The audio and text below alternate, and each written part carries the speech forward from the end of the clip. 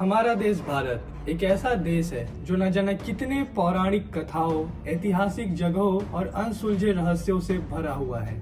और आज हम आपको लेकर के चलेंगे एक ऐसे ही रहस्यमय द्वीप जो कि भारत के सबसे प्रसिद्ध राज्य महाराष्ट्र में मुंबई शहर से 11 किलोमीटर दूर पर स्थित है और जानेंगे उसके रहस्य और इतिहास के बारे में।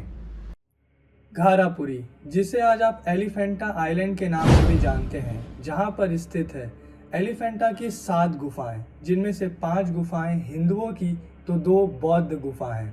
इन गुफाओं का निर्माण सिल्हारा राजा द्वारा किया गया था। गुफाओं में बनी ये मूर्तियां तकरीबन 5 से 8वीं शताब्दी में बनाई गई थी, लेकिन इस पर भी लोगों की अलग अलग राय हैं। मौर्य वंश, चालुक्य, शिलारास, यादव वंश, अहमदाबाद के मुस्लिम राजाओं, पुर्तगालियों, मराठा और अंत में ब्रिटिश शासन के अधीन रह चुका यह द्वीप अपने इतिहास को दर्शाता है। एलिफेंटा के बारे में लोगों का मानना है कि महाभारत काल में पांडवों ने निवास करने के लिए इस गुफा का निर्माण किया था। पुर्तगालियों को इन गुफा में हाथियों की बड़ी बड़ी मूर्तियां मिली, जिसके बाद उन्होंने इस स्थान का नाम एलिफेंटा रख दिया। एक कथा के अनुसार भगवान शिव के दानव भक्त बाणासुर इन गुफा में रह चुके हैं। स्थानिक परंपराओं और जानकारों के अनुसार ये गुफा मानव निर्मित है। एलिफेंटा की गुफा के पर्वत पर भगवान शिव की मूर्ति भी है।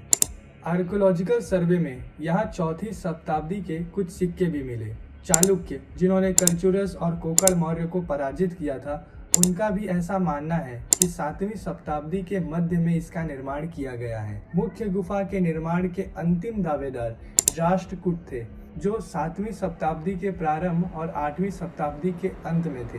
बाद में एलिफेंटा पर चालुक्य साम्राज्य के सम्राट और गुजरात सल्तनत ने शासन किया, जिन्होंने 1534 में पुर्तगाल को आत्मसमर्पण कर दिया था। तभी से एलिफेंटा को घारापुरी के नाम से जाने जाना लगा। पुर्तगालियों ने बाद में इन गुफाओं में काफी नुकसान किया। पुर्तगाली सैनिकों ने टारगेट तौर पर शिव के विश्राम स्थान को ही चुना। उन्होंने गुफाओं के निर्माण से संबंधित दावों को भी हटा दिया, जबकि कुछ इतिहासकारों ने पुर्तगालियों को ही गुफाओं का विनाशक भी बताया है। 1970 में इसकी दोबारा मरम्मत की गई। 1987 में यूनेस्को वर्ल्ड हेरिटेज साइट ने इस डिजाइन भी किया।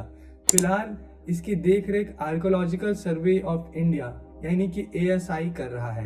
एलिफेंटा की गुफाएं पौराणिक देवताओं की अत्यंत भव्य मूर्तियों के लिए विख्यात है। इन मूर्तियों में त्रिमूर्ति शिव की मूर्ति सर्वाधिक लोकप्रिय है।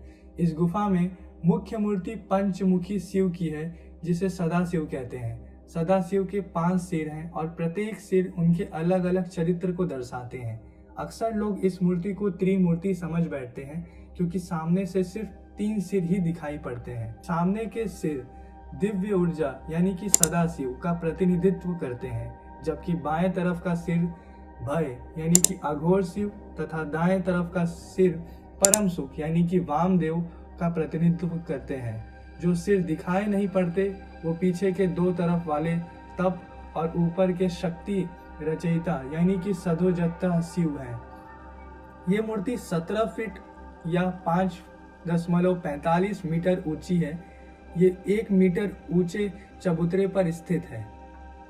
पंचमुखी शिव के आसपास कई और भी मूर्तियां हैं। पंचमुखी शिव की मूर्ति के बाएं तरफ अर्धनारीश्वर यानी कि भगवान के आधे पुरुष और आधे स्त्री की छवि है। स्त्री वाला हिस्सा पार्वती, जिन्होंने बहुत सारे आभूषण पहन रखे हैं, वहीं दूसरा शिव का, जिनका हाथ नंदी बैल पर है और दूसरा हाथ उन्होंने नाग पकड़ रखा है। इस मूर्ति के आसपास देवी देवताओं के अलावा कई सहायकों की छवियां भी हैं। और दूसरी सबसे प्रसिद्ध मूर्ति है महेश मूर्ति। महेश मूर्ति के दाएं तरफ गंगाधर अवतार में शिव की मूर्ति है। इसमें शिव ने अपने हाथों में जटाएं पकड़ रखी हैं। जटाओं में से एक महिला की छवि उभरती दिखाई देती है, जो कि गंगा देवी की है। गंगा देवी के 3 सिर हैं, जो विश्व की 3 नदियों यानी कि मंदाकिनी, भागीरथी और भोगवती को दर्शाते हैं। गुफा के पश्चिम दिशा में शिव का मंदिर है। इस मंदिर का गर्भगृह बहुत साधारण है, जहाँ 1 मीटर लंबा शिवलिंग है। गुफा की हर दीवार पर शिव से जुड़ी किंवदंतियां छवियां के रूप में बनी हुई हैं। हर छवि 5 मीटर ऊंची है। इनमें शिव पार्वती का विवाह, शिव द्वारा अंधक राक्षस का वध, कैलाश पर्वत को हिलाता रावण और नटराज के रूप में नृत्य करते शिव की जैसी किंवदंतियां का वर्णन किया गया है। मूर्तियों के अलावा गुफा की छतों पर चित्रकारी के अंश नजर आते हैं, जिससे पता चलता है कि कभी छतों पर भी भित्ति चित्र रहे होंगे। दूसरी गुफाओं में भी चित्रकारी के अंश दिखाई पड़ते हैं। द्वीप में कुल मिलाकर के 7 गुफाएं हैं, लेकिन मुख्य गुफा ही मूर्तियों से सुशोभित है। बाकी गुफाएं साधारण हैं और इनमें से 3 गुफाएं तो अधूरी भी हैं। गुफा नंबर 2 में एक मंडप है जिसके सामने 4 स्तंभ और 2 कमरे हैं। गुफा नंबर 3 में एक आयताकार हॉल है जिसके द्वार पर 6 हाथों वाला एक पुरुष का छवि बना हुआ है। गुफा नंबर 4 और गुफा नंबर 3 की तरह है और इनमें एक बड़ा बरामदा भी है। गुफा नंबर 5 जो कि अधूरा है। गुफा नंबर 1 से गुफा नंबर 5 जहां पश्चिमी पहाड़ पर है, वहीं गुफा नंबर 6 और 7 पूर्वी पहाड़ पर स्थित है। दोनों पहाड़ियों के बीच एक घाटी है और पहाड़ियों को एक रास्ता से जोड़ती है। पुर्तगालियों के शासन के समय पर गुफा नंबर 6 को चर्च में बदल दिया गया था। एलिफेंटा द्वीप का नाम पुर्तगालियों ने ही रखा था। सन 1534 में पुर्तगालियों ने गुजरात सल्तनत से यह द्वीप लिया था।